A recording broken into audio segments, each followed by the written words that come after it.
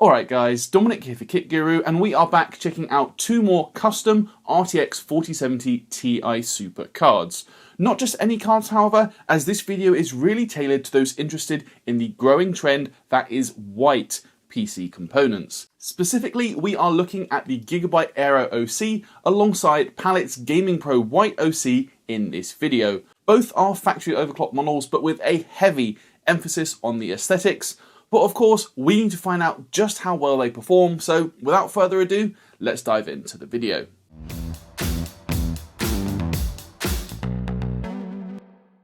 Unleash the power of RTX 4080 Super with superior liquid cooling.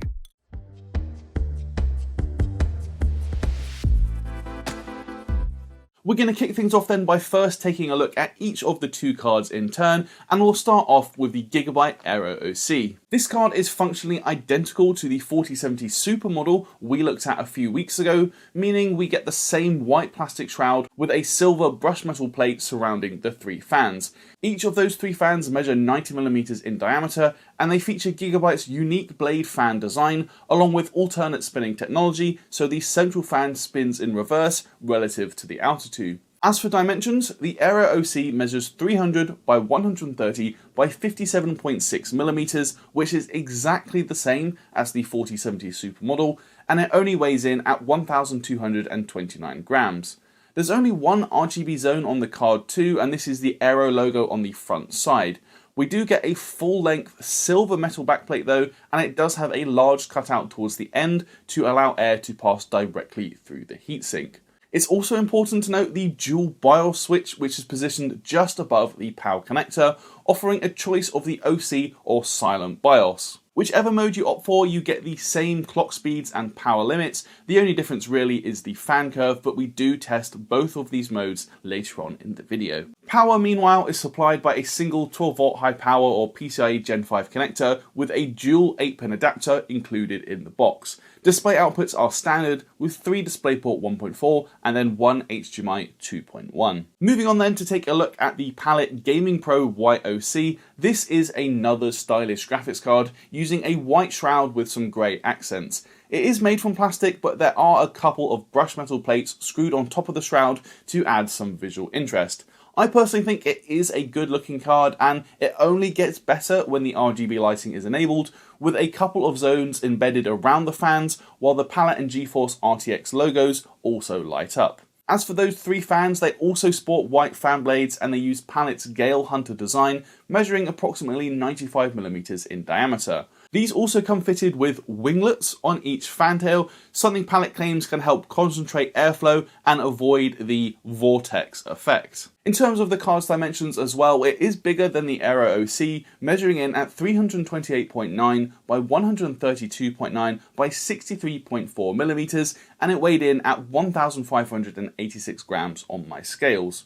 We also get a full-length metal backplate, though again there are some large cutouts towards the end to allow air to pass directly through the heatsink. It is however worth noting that there is no dual BIOS switch with the GamingPro White OC. Power is again supplied by a single 12V high power or PCIe Gen 5 connector, and again a dual 8-pin adapter is included in the box. You can also note a small 3-pin header next to the power connector, and this is actually for the included 5V ARGB cable, which can connect directly from the graphics card to your motherboard if you want to control the lighting that way. Lastly, display outputs are standard with 3 DisplayPort 1.4 and 1 HDMI 2.1. If you're looking for a new chair, then you should definitely check out Booley's. I'm currently sat on their Ninja Pro gaming chair, which is one of 3 models from their gaming series alongside the Elite and the Master. So if you're looking for something new to stick in your setup that you can sit on and game and work, then I recommend definitely checking out boolies.co.uk. So that is really all there is to say about the designs of each of these two cards, but of course we want to know just how well they are going to perform. For this, we used our regular GPU test system, which is provided to us by PC Specialist. This is based on Intel's i9-3900KS CPU, paired with the Gigabyte Z790 Gaming X AX motherboard, and we also have 32GB of Corsair Dominator Platinum DDR5 memory. Kicking off then with the GPU thermals, both cards here deliver excellent results. The Aero OC using the OC BIOS does run the coolest out of the box, but the GamingPro White OC is only 2 to 3 degrees hotter, delivering results that are very similar to the Aero OC's silent BIOS. Both cards are also a fair bit cooler than the MSI Ventus 3X model that we used for our launch day 4070 Ti Super review. Memory thermals though is where the Aero OC shows a bigger improvement over the other models, with the OC BIOS peaking at just 62 degrees, and that is 6 degrees cooler than the Palit GamingPro White OC. That result of 68 degrees from the Palit is still very good mind, it's just not quite as good as the Aero OC. As for noise levels, this is actually where the GamingPro White OC did best, hitting just 34 decibels on our sound meter, with the fans running at just 1250 RPM, so it really was whisper quiet. Obviously, the Aero OC varies depending which BIOS you choose. The silent BIOS ran its fans at 1340 RPM in my testing, whereas the OC BIOS ran at 1500 RPM, resulting in a 2 decibel increase to noise levels. Once we normalized noise levels to 40 decibels, the Aero OC delivered very similar thermal results to the Ventus 3X, while the Palit GamingPro White OC actually did the best here, coming in 2 to 3 degrees cooler than the Aero OC. We do have to point out though that this is to be expected considering the Palit is a bigger and heavier card, but a win is a win. Noise normalized memory thermals are all very similar though, with just 4 degrees separating top from bottom in our testing, so we just can't complain about any of the results. Next up then, we're looking at graphics card only power draw measured with NVIDIA PCAT. Both the Gigabyte and Palit cards drew about 275 watts under load, which is actually about 10 watts less than the MSI Ventus model.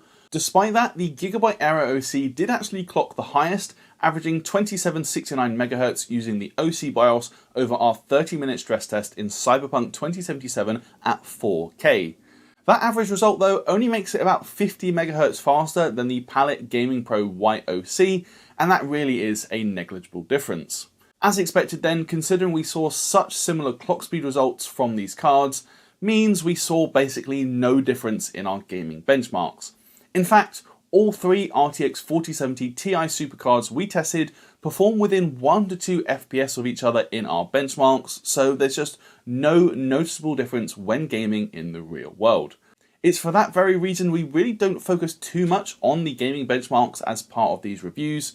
However, if you do want to see how the 4070 Ti Super performs across a much wider series of games and resolutions, be sure to check out the Day 1 review, and I'll leave a link for that down in the description below. The final area to check out then is going to be overclocking, starting off with the Aero OC, which impressively can increase the power limit up to 320 watts, which is a 12% increase over stock, and we were able to add 190 MHz to the GPU and 1800 MHz to the memory.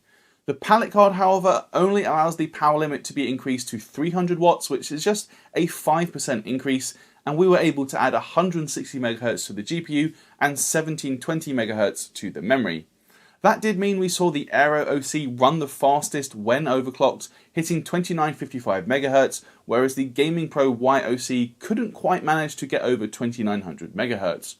Both cards though still saw their average frame rates increase by 7 to 9% in the 3 titles we retested, which is very typical for graphics cards based on the Ada Lovelace architecture, though the Aero OC was still a frame or 2 faster. Power draw also increased for both cards when these overclocks were dialed in, with the Gigabyte Aero OC now drawing over 300 watts, while the Palit GamingPro White OC was drawing just below 295 watts. So that is really it for our look at these two white RTX 4070 Ti Super graphics cards, and I have to say I am pretty impressed with both models that I have tested today. Of course, the designs of these cards are very much central to their appeal, and while I certainly don't think either are ugly, I do personally prefer the more rounded appearance of the Aero OC compared to the GamingPro White OC, which is a bit more blocky in its design. That said, the Palit definitely has the better RGB lighting, and it is a plus point you can actually connect it to your motherboard via the ARGB cable to synchronize the lighting that way. Of course, which design you prefer most is going to be entirely subjective, but what is objectively true is that both cards deliver very solid thermal performance. We're really talking swings and roundabouts here, as we only saw differences of between 2 to 3 degrees between these two cards, And while the Palit GamingPro White OC did deliver the best noise normalized thermal results, it has to be said this is to be expected considering it's also the bigger and heavier card. I'd actually argue that the dual BIOS feature is a bigger difference between these two models, which the Aero OC does have, but the Palit GamingPro White OC does not. And here I really wish Palit would incorporate dual BIOS on more of their graphics cards, especially on the likes of a 4070 Ti Super, which is not a cheap graphics card. On that note, pricing is definitely worth discussing, as these are two custom cards that both come in above the £769 baseline MSRP. Looking online, I actually saw the Aero OC retailing for as much as £920 on OC UK, though it is cheaper at Currys for £850, though currently it's out of stock at the time of filming. As for Palit's GamingPro White OC, I couldn't actually find this one listed anywhere in the UK. I did find the regular black model up for £850, but of course we know there is going to be a small price premium for the white version. All I'd really say here is just to be careful not to overpay for your graphics card. Both of the models tested in this video are solid cards and do have feature advantages over entry-level 4070 Ti Supers, but you also have to remember that 4080 Super now starts at £959. So if the price of these two models is creeping closer to £900, then I really do think 4070 Ti Super starts to make a lot less sense, as the 4080 Super is significantly faster across the board. Anyway guys, that is going to do it for this video. So if you liked it, please do toss me a thumbs up, and as always, let me know your thoughts down in the comments below. If you haven't already, please do subscribe and ding that notification bell so you won't miss when we upload a new video. I'd also love to carry on the conversation with you guys over in our Discord server, which is linked down in the description below. And while you're there, you can also find a link to our merch store where you can pick up a cool tee like the ones on screen right now. Lastly, it would also be awesome if you'd consider backing us on Patreon, which again is linked in the description below. But that's it for this one guys. I'm Dominic for Kit Guru, and I'll see you in the next video.